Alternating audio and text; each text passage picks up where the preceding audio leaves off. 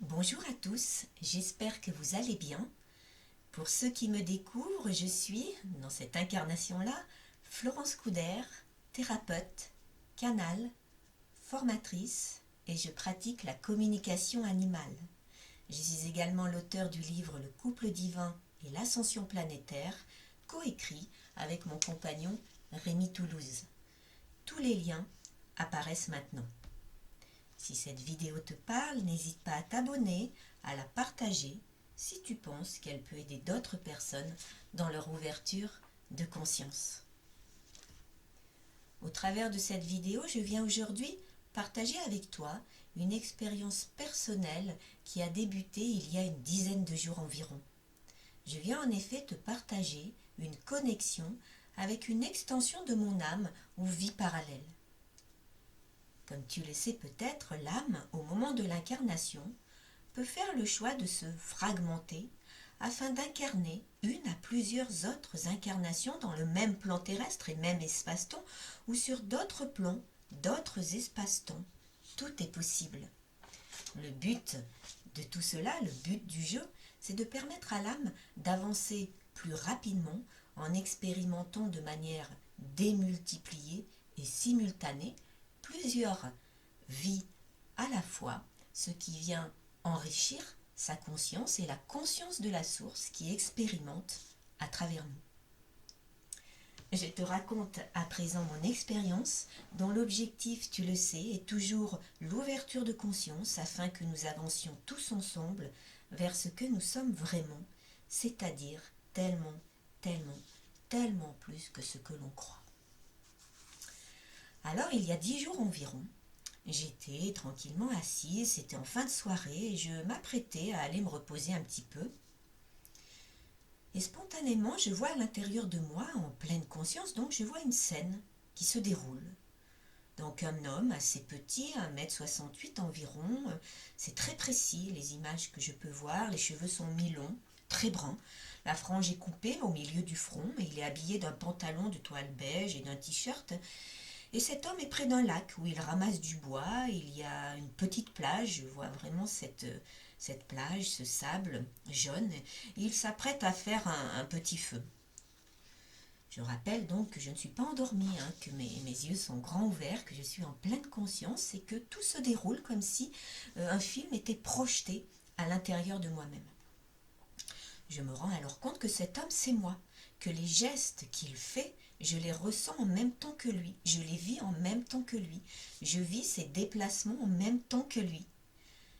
Je comprends alors que c'est une fraction d'âme de moi-même qui se manifeste à moi en cet instant et qui vit tout simplement une autre expérience en même temps que la mienne sur Terre. Je ressens alors une profonde sérénité parce que cet homme, cette autre partie de moi-même, est extrêmement apaisé et il s'apprête à méditer. Je vois d'ailleurs de hautes montagnes assez brunes sur le côté droit. Alors, ayant l'habitude de communiquer avec une multitude d'énergies, j'entre spontanément en relation avec cette énergie et je lui demande de me montrer ce qu'il voit, s'il le veut bien. J'ai alors une vision zoomée du paysage qu'il vit et je peux vraiment zoomer sur le moindre grain de sable qui l'entoure, sur la plage, sur les montagnes et je le remercie profondément pour cette expérience-là. Alors suite à cela, j'en parle à Rémi, mon compagnon, et la description du paysage que je lui fais l'interpelle. Et il me dit, cela me fait vraiment penser au lac Titicaca au Pérou, et la montagne dont tu parles me fait penser à la cordillère des Andes. Nous reconnaissons en effet rapidement sur les photos trouvées sur Internet le paysage que je viens de voir. Je pose alors là cette expérience pendant quelques jours, et je constate que lorsque j'ai besoin de ressentir un calme total, un calme absolu, il me suffit de me connecter à cette autre partie de moi-même qui expérimente véritablement ce calme-là. L'expérience est puissante et donc je l'intègre pendant quelques jours. Puis les jours passent et je ressens le besoin d'établir à nouveau un contact et suite à ce contact, j'écris 5 pages avec des détails assez puissants sur ce que vit cet autre moi-même dans le même espace-temps que le mien. J'accède alors à son nom. Son nom est Manuelo, son âge 38 ans. J'apprends et je vois défiler sous mes yeux sa vie, ma vie parallèle, et ça c'est vraiment extrêmement, extrêmement passionnant. J'apprends que le lieu de naissance de Manuelo est Bangkok, qu'il a vite quitté cette ville, les quartiers pauvres, pour partir au Pérou. Il a rencontré au Pérou une famille d'adoption et il me fait ressentir profondément qu'il aime le Pérou. Je le vois alors guide touristique, cela a fait partie d'un moment de sa vie. Mais voilà 8 ans, un appel puissant à l'intérieur de lui-même, et il m'explique qu'il a reçu des enseignements puissants qui l'ont révélé peu à peu à lui-même. Il me parle alors de Tulanka, le mot revient. Je file alors sur internet chercher ce mot et je découvre que c'est un vieux monastère, mais un monastère imaginaire au Tibet. Mais surtout qu'il fait référence à un livre qui est le livre L'âme du monde de Frédéric Lenoir.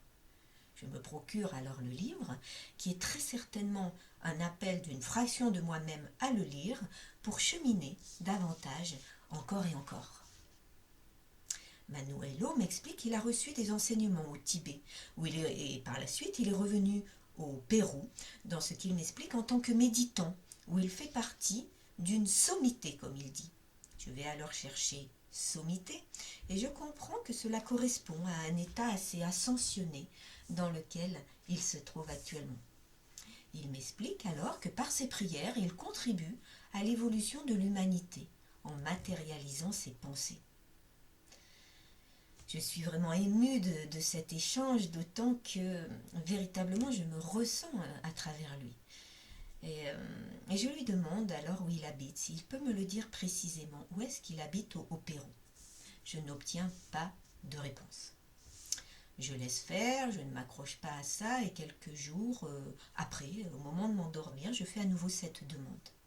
Et je me réveille avec le mot Manas en tête, qui revient à moi.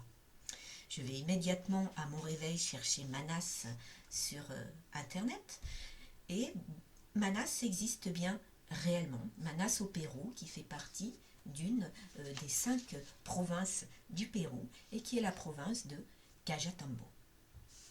Manas existe donc bien et je suis en joie de tout cela.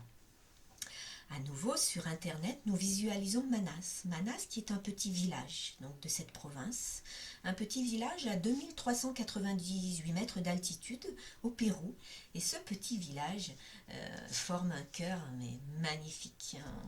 On a mis des photos qui illustrent cette vidéo, mais vraiment cette image est magnifique. Ce qui nous a fait beaucoup de bien finalement, c'est ce voyage, cette expérience qui nous ramène finalement, qui me ramène au cœur. L'expérience qui ramène au cœur même qui est le siège de l'âme. Nous avons en effet tous la possibilité de communiquer avec tout ce qui nous entoure, de nous ouvrir tous au champ des possibles. Nous pouvons communiquer avec les arbres, avec les animaux, avec les minéraux, avec toute forme de vie sur Terre et extraterrestre, qui toutes ces formes de vie-là sont riches d'enseignements et porteuses d'ouverture de conscience. Nous pouvons également communiquer, je viens de le vivre, vraiment, au travers de cette expérience, cette communication avec des fractions d'âme de nous-mêmes, et qui sont là tout simplement pour nous aider aussi à avancer, pour nous aider à guérir, et nous sommes là aussi en tant que fraction d'âme pour aider d'autres fractions d'âme de nous-mêmes à guérir en fonction de ce que nous sommes en train de vivre. Donc tout est vraiment infini, tout est vraiment vaste, tout est tellement plus que ce plan d'illusion, que ce cadre auquel nous avons trop longtemps adhéré. Alors ouvrons enfin ce champ des possibles encore et encore dans la lumière de notre cœur, le cœur de Manas, en notre temple, en notre corps. J'ai vraiment une gratitude infinie à Manuelo, cette autre partie de moi-même, pour ce beau voyage, pour cette belle expérience qu'il m'a fait vivre. J'ai une gratitude aussi à Rémi pour les belles illustrations qui sont les siennes et pour cet amour, cette écoute, cette bienveillance qui est la sienne lorsque je lui relate les nombreuses expériences que je peux vivre. Je vous remercie également pour votre écoute et je reviendrai vers vous très bientôt pour une nouvelle vidéo. Bon voyage vers vous-même et à très bientôt.